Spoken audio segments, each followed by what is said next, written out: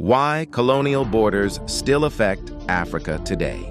Many African borders were not drawn by Africans, and their impact didn't end when colonization did.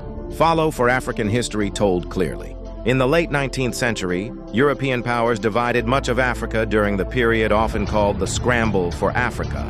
At the Berlin Conference, European representatives negotiated territorial claims. African leaders were not present at the table. Borders were often drawn along straight lines, across deserts, forests, and rivers, without regard to existing political systems or cultural boundaries. These new borders sometimes split ethnic groups, kingdoms, and trade networks into separate colonies. Communities that had previously operated within shared political systems suddenly found themselves under different administrations. In other cases, rival groups were placed inside the same colonial territory. The result was forced political consolidation, without shared governance traditions.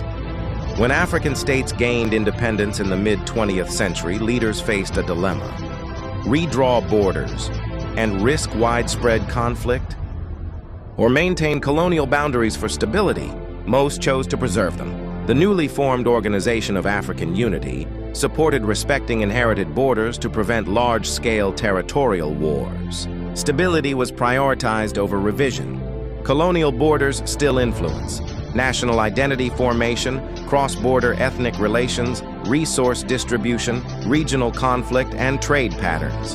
In some cases, centralized colonial administrations reshaped local governance structures, creating systems that continue to influence politics today. But it's important to note, borders alone do not explain every modern challenge.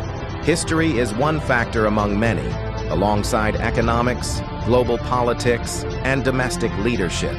Understanding colonial borders helps explain why modern African states sometimes face structural complexities. It shows that political geography is not neutral. Lines on maps shape institutions, economies, and identities, and those lines were drawn in a specific historical context. Colonization ended, but borders remained. If you want African history told clearly, beyond simplified narratives, follow for more. History doesn't disappear, it evolves.